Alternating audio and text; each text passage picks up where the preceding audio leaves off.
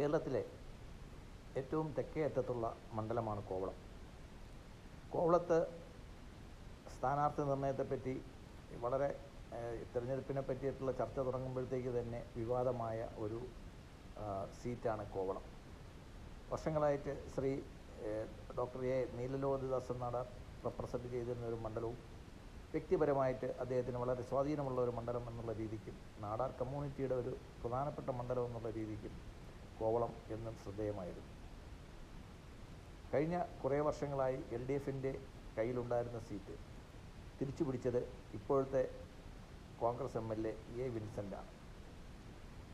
14 ഈ ജില്ലയിലെ തിരുവനന്തപുരം ജില്ലയിലെ 14 മണ്ഡലങ്ങളിൽ 13 മണ്ഡലവും LDFനോടൊപ്പം പോയപ്പോൾ കോവളം മണ്ഡലം മാത്രമാണ് UDFനൊപ്പം നിന്നത്. അതിൽ കേരള കാമരാജ് കോൺഗ്രസ്സിന് കൊടുത്ത സീറ്റായിരുന്നു NDA. കേരള കാമരാജ് കോൺഗ്രസ്സിനായിരുന്നു ഈ സീറ്റ് കൊടുത്തിരുന്നത്. അതുമായിട്ട് ബന്ധപ്പെട്ട് NDAയിൽ നിന്ന് ഒത്തിരി വോട്ടുകൾ ചോർന്നതായി BJP സംശയിക്കുന്നുണ്ട്. അങ്ങനെയാണ് വിൻസെൻ്റ് തിരുവനന്തപുരത്ത് ജയിച്ചത്.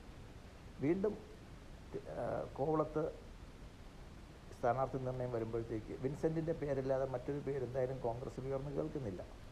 മാത്രമല്ല, കോൺഗ്രസിൻ്റെ 2 സീറ്റ് ഒഴികെ ബാക്കി എല്ലാ കോൺഗ്രസിൻ്റെയും സിറ്റിംഗ് സ്ഥാനാർത്ഥികൾ മത്സരിക്കണം എന്നുള്ളത് തന്നെയാണ് കോൺഗ്രസിൻ്റെ തീരുമാനം. അതുകൊണ്ട് വിൻസെൻ്റ് തന്നെയാണ് സ്ഥാനാർത്ഥി. അദ്ദേഹത്തിൻ്റെ വർക്ക് കോവളത്ത് തുടങ്ങിക്കഴിഞ്ഞു. NDA സ്ഥാനാർത്ഥി ആരായാലും NDAയുടെ ജയിക്കുന്ന മണ്ഡലം എന്നുള്ളൊരു പ്രതീതി അവിടെ ഇല്ലാത്തത് കൊണ്ട് ചിലപ്പോൾ ഘടകകക്ഷികൾക്ക് കൊടുക്കാനാണ് സാധ്യത. എന്നാലും BJP മത്സരിക്കുകയാണെങ്കിൽ ആരായിരിക്കും സ്ഥാനാർത്ഥി എന്നുള്ളതിനെ പറ്റിയിട്ട് ഒത്തിരി അഭ്യൂഹങ്ങൾ നടന്നു വരുന്നു. പ്രധാനപ്പെട്ട ഒരു വാർത്ത എന്ന് വെച്ച് കഴിഞ്ഞാൽ ശ്രീ റൂഫസ് ഡാനിയലിൻ്റെ മകൻ ശ്രീ ഭഗത് ഡാനിയലായിരിക്കും LDFൻ്റെ കോവളത്തെ സ്ഥാനാർത്ഥി എന്നുള്ളതാണ് ഏറ്റവും പുതിയ വാർത്ത. അദ്ദേഹം RJDയിലായിരുന്നു. RJDക്ക് സീറ്റ് നിഷേധിച്ചതുകൊണ്ട് INJDയിലേക്ക് അദ്ദേഹം മാറുന്നുണ്ട്. INJDക്ക് ആ സീറ്റ് കൊടുക്കാനാണ് CPMൻ്റെ തീരുമാനം. അപ്പോൾ ആ വേക്കൻസിയിൽ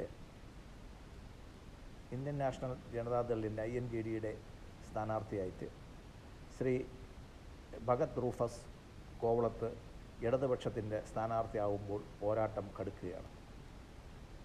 നാടാർ സമുദായ അംഗങ്ങൾ തമ്മിലുള്ള മുന്നണി പോരാട്ടത്തിൽ BJPയും NDAയും വെറും നോക്ക് കുത്തികളായിരിക്കും എന്ന് നമുക്ക് പറയാൻ സാധിക്കില്ല. കാരണം BJPക്ക് ആദ്യകാലം തൊട്ടേ വളരെ വേരോട്ടമുള്ള ഒരുപാട് സ്ഥലങ്ങളുള്ള ഒരു സ്ഥലമാണ് കോവളം മണ്ഡലം.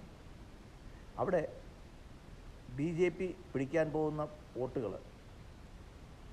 കോൺഗ്രസ്സിന് കിട്ടേണ്ട വോട്ടുകളായിരിക്കുമെന്നും അത് കോൺഗ്രസ്സിന് നല്ലൊരു ശക്തനായ ഒരു സ്ഥാനാർത്ഥിയെ നിർത്തി കോൺഗ്രസ് സ്ഥാനാർത്ഥിയുടെ വോട്ട് സമാഹരിക്കാൻ കഴിഞ്ഞാൽ ശ്രീ ഭഗത് റൂഫസ് കോവളത്ത് നിന്ന് വിജയിയാകാനാണ് സാധ്യത. നന്ദി, നമസ്കാരം.